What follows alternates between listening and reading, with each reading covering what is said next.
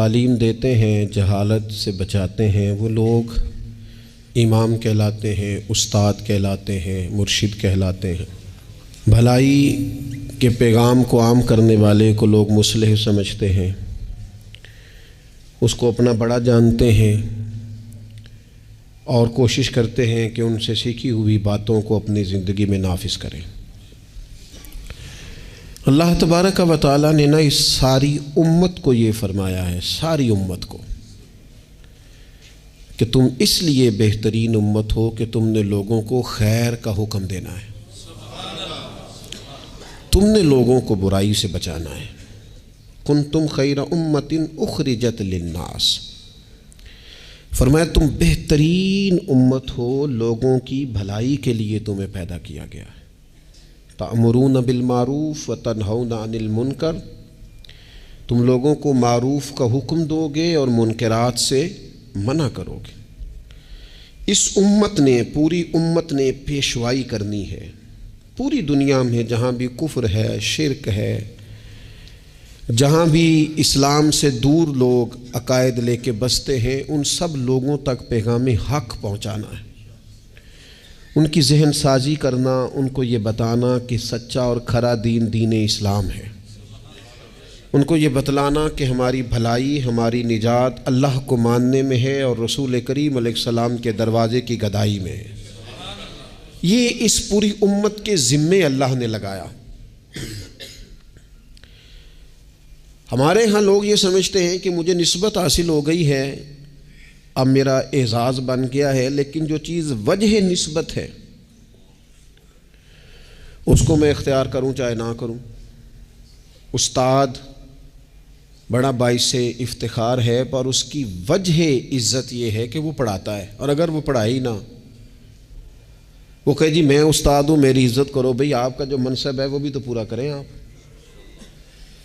ایک شخص ہے جس کی وجہ عزت یہ ہے، وجہ فضیلت یہ ہے کہ وہ کسی کو کوئی ہنر سکھاتا ہے، کوئی کام سکھاتا ہے، وہ کہے کہ میری عزت تو کرو، پر جو وجہ ہے عزت کی وہ میں پوری نہیں کروں گا، تو لوگ کہیں گے بھی جو وجہ اعزاز ہے وہ تو آپ نے پورا کیا ہی نہیں۔ اس امت مسلمہ کی جو وجہ فضیلت ہے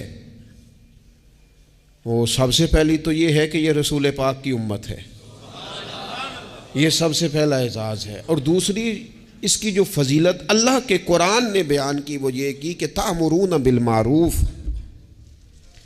یہ لوگوں کو بھلائی کا حکم دینے والے لوگ ہیں، وتنہون عن المنکر، اور یہ لوگوں کو منکرات سے، بری چیزوں سے، بری باتوں سے روکنے والے ہیں۔ اس امت نے غلبے کا کام کرنا تھا، دنیا پہ دین کے جھنڈے کو بلندی دینی تھی۔ ہمارے ہاں جو ہمارا دین ہے نا، اسے ہم نے بطور مذہب کے لیا ہے، بطور دین کے نہیں۔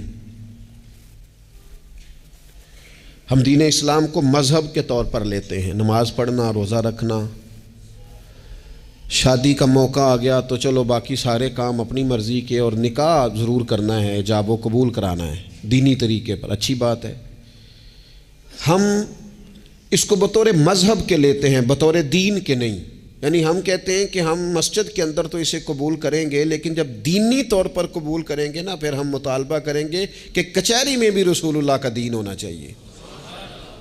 پھر ہم نفاذ کی بات کریں گے، پھر ہم اس کے غلبے، هو الذی ارسل رسولہ بالہدی والدین الحق، یہ دین ہے، والدین الحق لیظہرہ علی الدین کلہ۔